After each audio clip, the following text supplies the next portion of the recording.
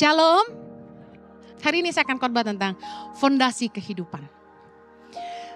Apapun yang Anda mau bangun di hidup Anda, jangan punya mental asal mudah, asal murah. Apapun yang Anda mau bangun di hidup Anda, kalau Anda mau bangun sesuatu yang kokoh, hidup yang berkualitas, jangan punya mental asal mudah, asal murah. Matius 7 ayat 24 sampai 27 dengan judul perikop 2 macam dasar. Kita baca sama-sama 3, 2, 1. Setiap orang yang mendengar perkataanku ini dan melakukannya, ia sama dengan orang yang bijaksana yang mendirikan rumahnya di atas batu. Kemudian turunlah hujan, datanglah banjir, lalu angin melanda rumah itu. Tetapi rumah itu tidak rubuh sebab didirikan di atas batu. Tapi setiap orang yang mendengar perkataanku ini dan tidak melakukannya, ia sama dengan orang yang bodoh yang mendirikan rumahnya di atas pasir. Kemudian turunlah hujan dan datanglah banjir, lalu angin melanda rumah itu, sehingga rubuhlah rumah itu dan hebatlah kerusakannya. Yesus mengajarkan kepada kita, kalau kita mau bangun apapun di hidup kita ini, dan kita mau bangun itu menjadi sesuatu yang kokoh, kuat, dilanda badai tidak roboh. Kita harus bangun itu di atas batu. Yang pengertiannya Yesus bilang harus di atas dasar kebenaran dan ketaatan kepada Tuhan. Orang dengar firman tapi tidak melakukan. Itu fondasi pasir kata Yesus.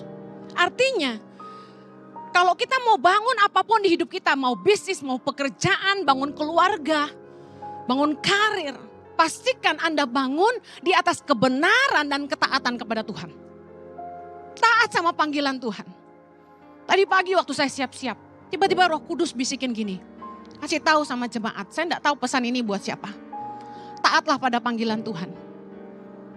Lakukanlah dengan cara Tuhan. Apapun yang Tuhan mau dalam hidupmu, bangunlah itu di atas dasar kebenaran dan ketaatan kepada Tuhan. Ada 2 tipe orang yang membangun, Yesus jelaskan. Yang pertama orang yang bijaksana. Dia bangun di atas dasar batu. Yang kedua orang yang bodoh. Dia bangun di atas pasir. Atau saya merenungkan, luar biasa gini. Roh Kudus tuh bisikin saya ketika saya lagi tidur. Dibilang gini, Henny, perbedaan antara orang bangun di atas batu dan pasir tuh ini. Yang pertama, bangunan yang kokoh itu tidak mudah. Bangunnya susah.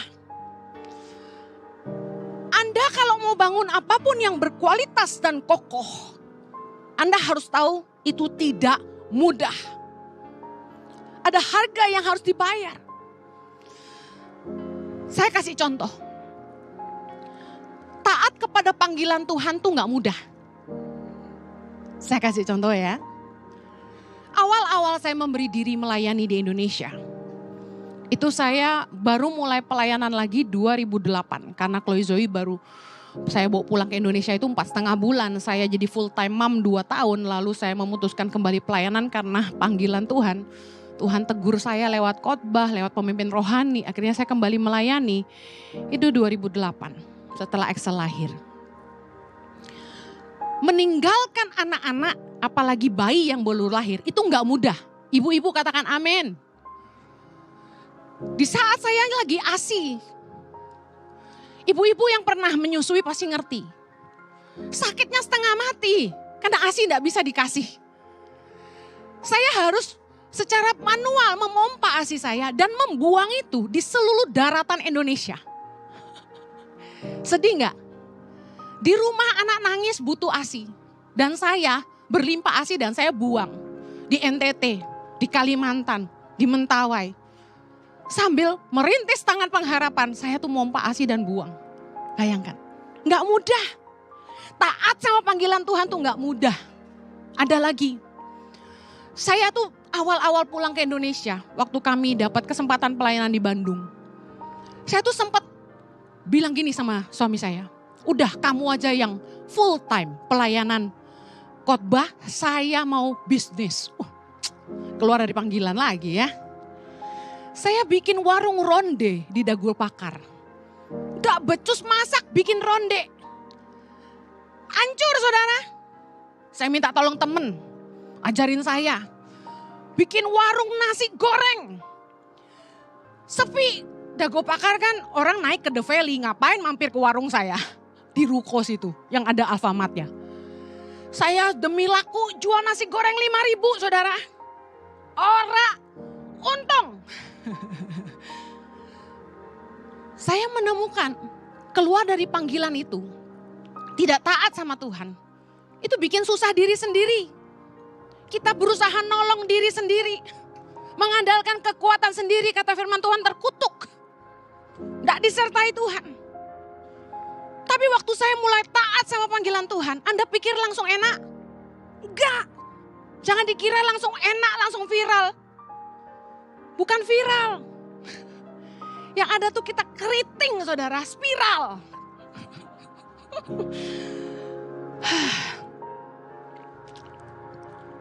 Kemarin kakak saya itu ngajak anak saya kembar ke Paris. Naik kereta. Dari London ke Paris naik kereta. Mamanya gak ikut, cuma anaknya aja. Pas sehari sebelum mereka pergi, Roh Kudus tuh ngomong gini sama saya. Kamu inget gak? Dulu kamu mau ke Paris gak punya duit. Saya pernah pelayanan ke Belanda saudara. Cuma punya uang 200 euro di kantong. Di dompet saya. Saya kepengen ke Paris. Perempuan mana yang gak kepengen ke Paris? Bener gak? Saya begitu landing nanyanya gini sama orang sana. Paris jauh gak? Katanya gini, kalau nyetir mobil 5 jam. Udah deket banget. Pengen aku. Aku bilang, Jojo, aku mau ke Paris. Suamiku kan bokek. Jadi dia cuma senyum. Tapi duit kita cuma 200. Gimana? Terus saya tanya, naik kereta berapa? Zaman itu bokek ya. Kan kita baru pulang dari Australia menyerahkan diri. Rumah dijual, bisnis ditutup ya kan. Kita gak punya uang, cuma hidup dari pelayanan. Taat sama Tuhan itu gitu. Pas ditanya harga keretanya lebih mahal daripada uang di kantong saya. Mimpi tinggal mimpi. Paris goodbye, haleluya. Tapi saya kasih tahu. Ada orang yang bayarin saya sama Jojo.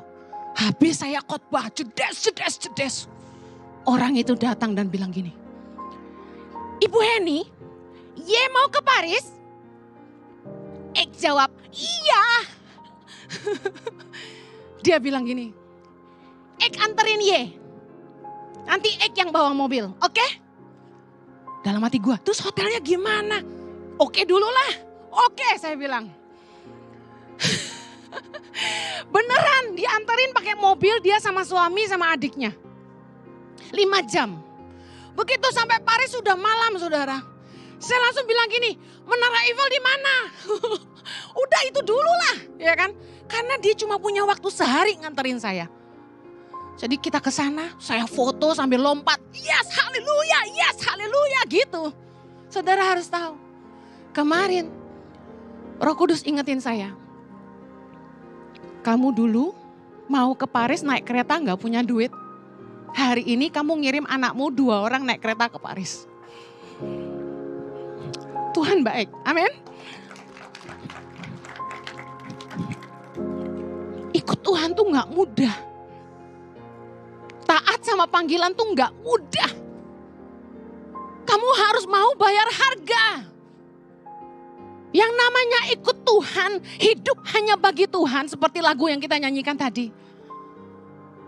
Memberikan diri sepenuhnya hanya untuk Tuhan. Harus siap susah. Jangan ngarepin kaya. Pelayanan kok cari duit pakai tarif. Hari gini orang undang saya. Bu Heni datang deh khotbah di sini. Kami kasih PK 100 juta. Saya tolak. Saya tolak, songong bener ya. Saya kasih tahu, nolaknya itu sakit. Siapa di sini mau khotbah diundang bayar 100 juta? Angkat tangan. Ngalor ngidul lo khotbah ya kan? Yang penting 100 juta.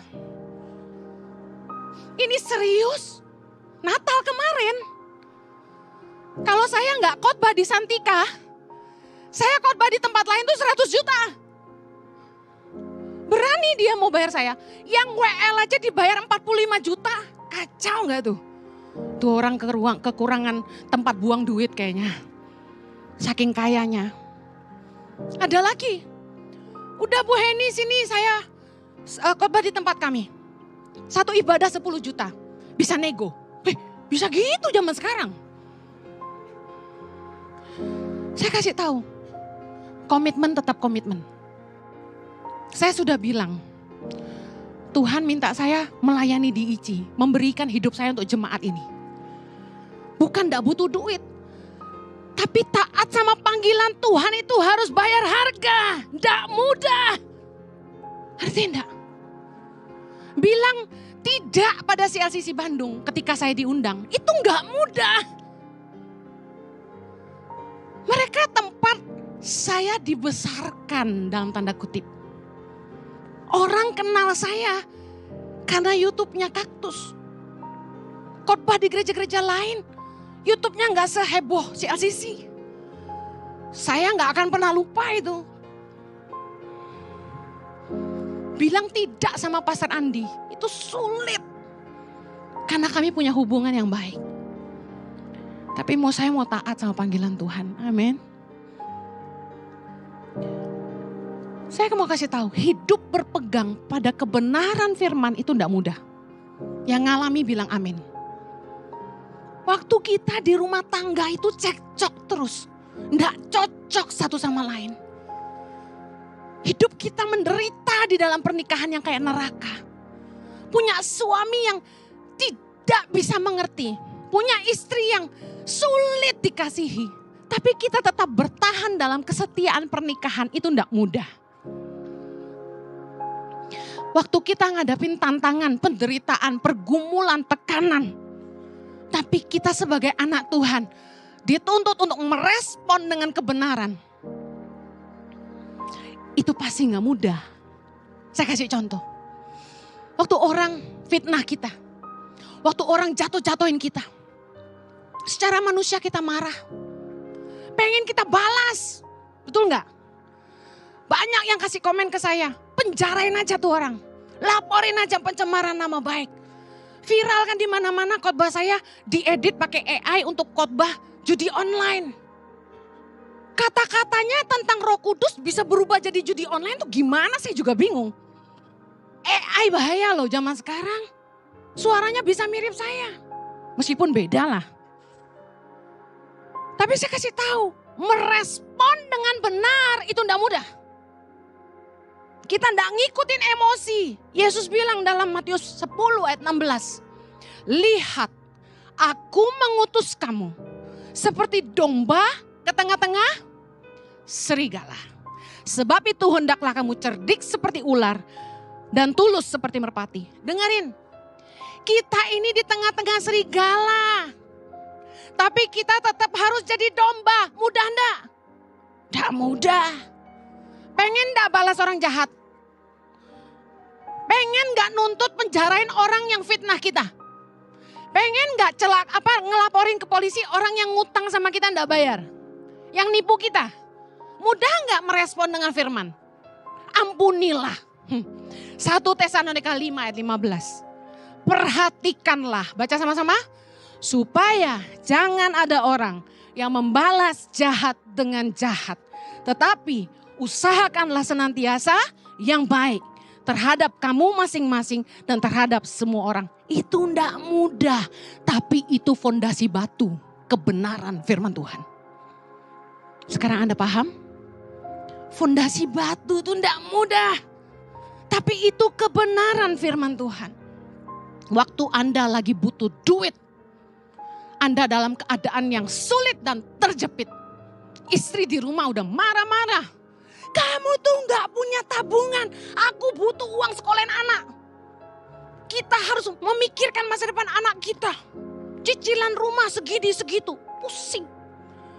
Lalu di kantormu, Anda punya kesempatan mencuri, korupsi, mengambil yang bukan hak Anda.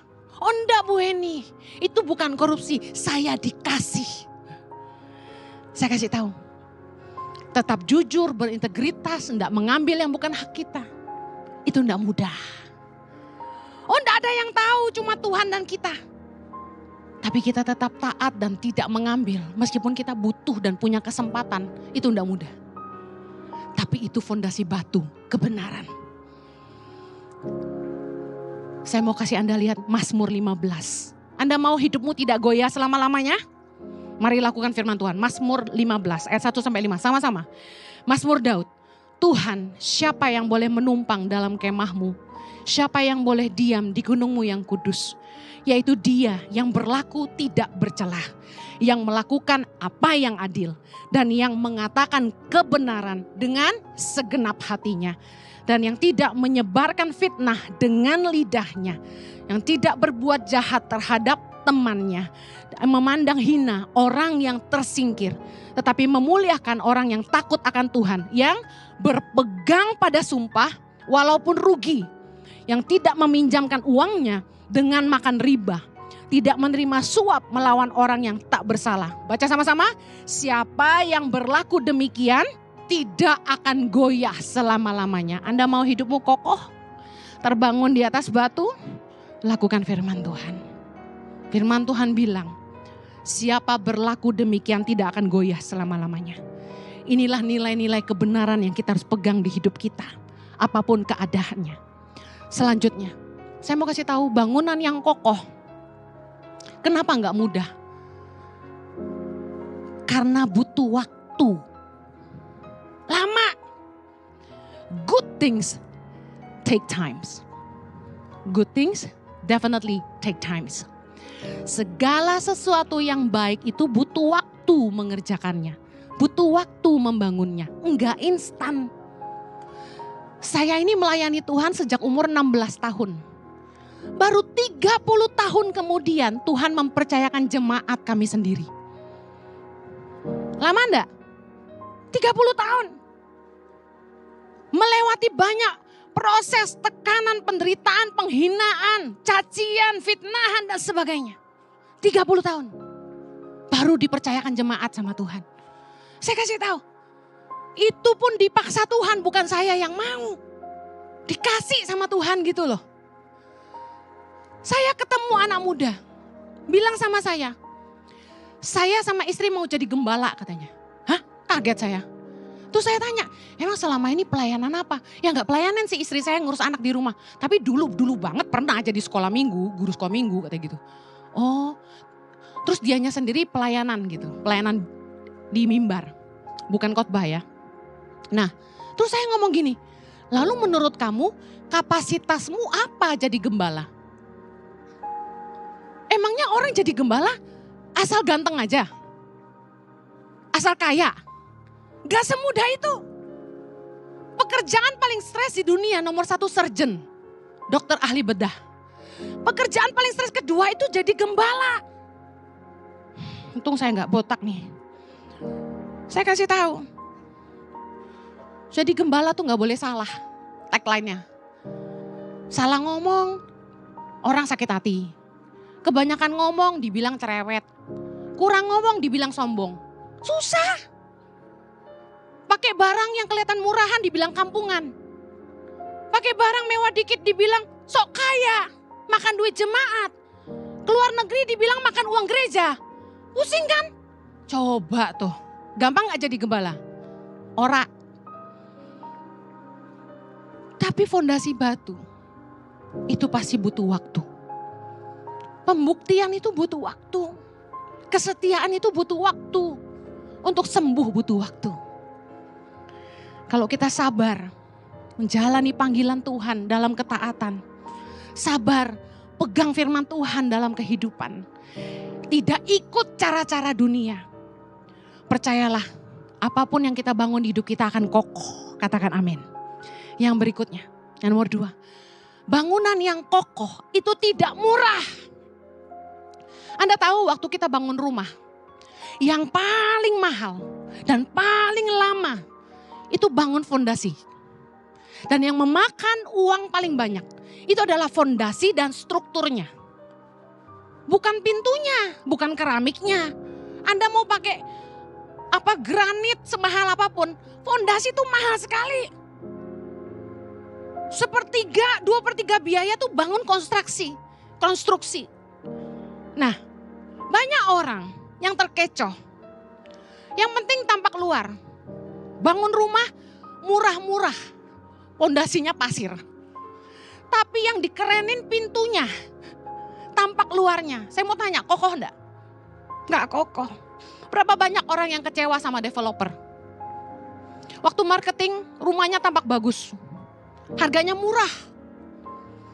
Tapi enggak lama kemudian, bangunan mulai bocor di mana-mana. Tiba-tiba kalau hujan deras itu di dinding kayak ada air terjun kecil. Teng, pernah rumahnya? Saya pernah. Ada mata air di dinding kita. Luar biasa. Tembok mulai retak-retak di mana-mana. Gempa dikit retak. Enggak gempa aja retak-retak. Terus toilet mulai mampet. Baunya mulai enggak sedap. Apalagi keramik lantai mulai lepas-lepas sendiri, enggak usah dicongkel. Keren kan?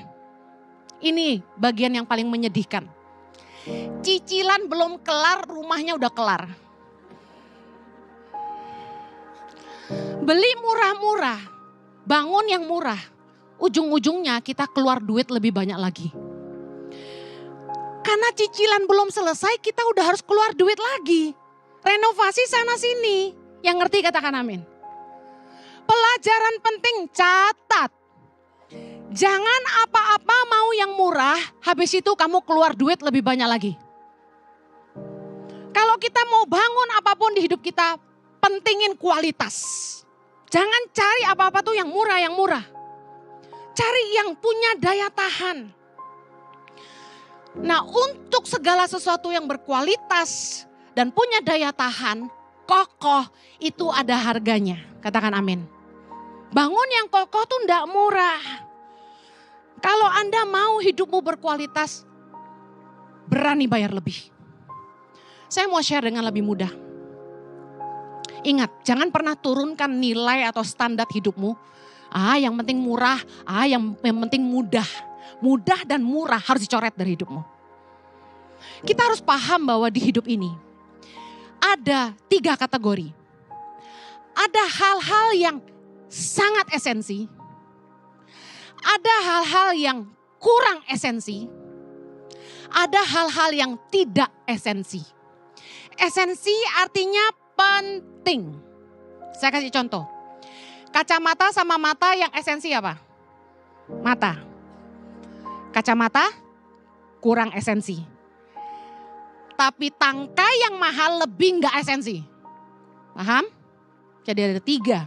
Nah, untuk segala sesuatu yang sangat esensi di hidup kita, jangan pernah nilainya Anda kurangkan. Jangan cari murah dan mudah. Saya mau kasih contoh yang membuat Anda ngerti. Saya ngerti bahwa di hidup ini untuk kebutuhan yang kurang esensi kita bisa hemat. Tapi ada hal-hal yang esensi kita harus berani bayar harga lebih. Contoh, memilih brand pakaian dan tas. Saya nih orang yang tidak branded minded. Jadi, saya nggak akan pernah keluar duit hanya untuk branded. Kalau disuruh pilih brand, saya pilih yang berkualitas di harga yang pas. Contoh misalnya Chanel sama Coach, saya akan pilih Coach. Paham ya? Kualitasnya oke, harganya sedang. Jangan memaksa diri, harus yang high end. Tapi Anda sendiri hidupnya low end. Hidup saya kan hamba Tuhan. Firman Tuhan berkata dalam Efesus 4 ayat 1. Supaya hidupmu sebagai orang-orang yang telah dipanggil berpadanan dengan panggilan itu. Ya tahu diri bukan pengusaha, saya cuma pendeta. Jadi hidupnya sedang-sedang aja, jangan high-high amat. Nah bagi saya, membeli tas branded dan pakaian branded itu enggak jadi prioritas dalam spendingnya saya, dalam pengeluaran saya. Tapi catat ini, apapun yang berdampak pada kesehatan, pada kesejahteraan, kenyamanan dan keamanan keluarga saya, bagi saya itu prioritas. Contoh, saat liburan keluarga, saya itu sudah planning jauh-jauh hari. Setahun, cari tiket yang murah. Pesawat yang oke tapi tiketnya murah.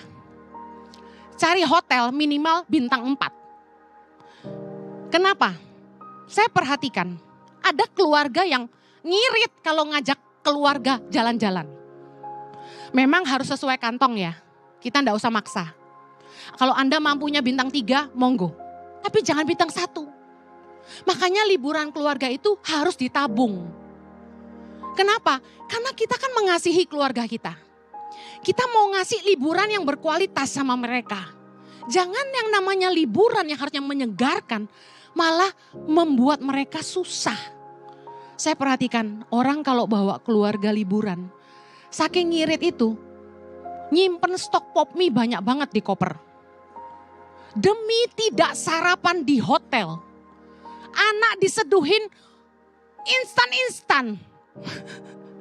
Ganti dari mie ke bubur, nanti biskuit dan susu. Dulu saya pernah gitu. Ini bertobat, versi bertobat. Kalau kita liburan keluarga tuh kasih yang terbaik. Kalau tabungan belum cukup jangan pergi. Mending gitu. Giliran beli tas branded berani. Tapi ngasih makan anak yang instan gimana sih? Harus ngerti mana yang dihemat, yang kurang esensi. Yang esensi jangan dihemat, katakan amin ibu-ibu. Saya jengkel loh. Giliran buat hotel, ngirit bintang 1. Kasian banget. Makan yang instan-instan. Jangan bayar sarapan di hotel ya nak, mahal. Tapi giliran Elvi beli. Gimana sih? Kita mesti ngerti mana yang esensi, mana yang kurang esensi. Lagi, beli anak kacamata. Anak saya kan matanya minus sudahan, harus pakai kacamata. Saya suruh dia bikin kacamata. Nah, lensa yang bagus tuh mahal, ngerti yang pakai kacamata pasti paham. Kenapa? Pertama anti radiasi, lalu juga sinar segala macam kita ngelihatnya lebih clear. Nah, saya bilang kalau lensa jangan ngirit. Karena itu penting buat penglihatan. Tapi kalau frame-nya nggak usah yang Prada, nggak usah yang Versace, Gucci, Chanel. Buat apa lu gaya-gaya? Yang penting itu lensanya. Nah yang giliran kayak gini-gini saya perhatikan orang yang pelit tuh ngiritnya nggak boten-boten. Anaknya beli kacamata diomelin. Jangan yang 3 juta, 400 ribu aja. Loh 400 ribu tuh kacamata kayak gimana? Kacamata baca saya bilang. Coba cariin yang lensanya bagus harga segitu saya ikut. Nggak ada. Untuk segala sesuatu yang kokoh di hidup ini nggak murah. Punya mentalitas, jangan cari yang murah dan mudah. Anda beli sepatu. Dulu saya suka cari sepatu yang sale. Yang modelnya luarnya bagus. Tapi saya perhatikan gini. Saya coba-coba di airport transit gitu. Saya masuk ke toko-toko branded. Pura-pura mau beli. Sebenarnya tujuannya cuma mau ngerasain. Kenapa sepatunya 25 juta? Rasanya kayak apa? Kayak Cinderella. Saya masuk. Excuse me. Can I have size 38? Oke, cobain. Kok sakit? Baru pakai aja udah sakit. Branded malah sakit. Kakiku murahan. Anggap gitu aja, bener gak? Akhirnya saya gak jadi beli. Saya bilang sorry, my feet is too hurt. That's okay. Alasan, memang gak mau beli juga. Nah, saya kasih tahu. Kenapa sepatu penting? Kita beraktivitas paling banyak tuh berdiri. Jalan sana sini. Betul? Apalagi pengkhotbah. Sampai varises saya karena berdiri terus. Saya kasih tahu. Sepatu tuh menopang bobot tubuh kita. Pinggang saya dulu suka sakit. Terus saya kalau bawa tur ke Israel, pulang itu kayak orang cacat terkapar gak bisa berjalan tuh loh. Karena kakinya sakit semua. Sampai satu hari saya menemukan satu brand yang ternyata dia bagus untuk tulang dan untuk kaki. Sejak itu saya kosongin lemari saya buang semua. Segala yang tampak luar bagus itu, semua yang ada merek itu, saya kasih tahu, enggak menopang hidup saya. Seringkali kita cuma mentingin tampak luar kita bagus, tapi hidup kita rapuh. Fokusnya tuh cari apa yang membuat hidupmu tuh kokoh. Kamu tuh sehat. Jangan cari yang murah-murah. Saya kasih tahu di hidup kayak saya, 17 tahun tangan pengharapan berdiri. Saya ngelewati badai, topan, fitnahan, cercaan, penolakan, penipuan, pengkhianatan. Tapi saya tetap taat dan berpegang pada janji Tuhan. Saya harus bayar harga yang sangat mahal. Kesehatan saya sendiri saya korbanin. Hanya demi nolong anak-anak Indonesia. Yang notabene tangan pengharapan enggak kasih apa-apa kok untuk saya. Tapi untuk taat sama Tuhan tuh enggak murah. Saya yakin gini, kalau Anda mau bangun apapun yang kokoh di hidup Anda, pastikan gini, selalu lakukan apa yang sesuai dengan kebenaran. Itu yang saya selalu pegang. Saya bikin begini sesuai firman Tuhan enggak? Saya selalu mau pastikan firman Tuhan itu enggak cuma saya baca, tapi saya lakukan. Saya hidupi. Kasih itu enggak cuma di mulut, tapi saya hidupi. Ketaatan kepada Tuhan. Dan kasih menjadi fondasi yang akan terus membuat hidupmu kuat dan apapun yang kamu bangun akan kokoh dalam hidupmu. Saya berdoa, Anda enggak punya mental cari yang murah dan yang mudah. Karena apapun yang kuat itu enggak pernah mudah dan enggak pernah murah. Yang mengerti katakan amin.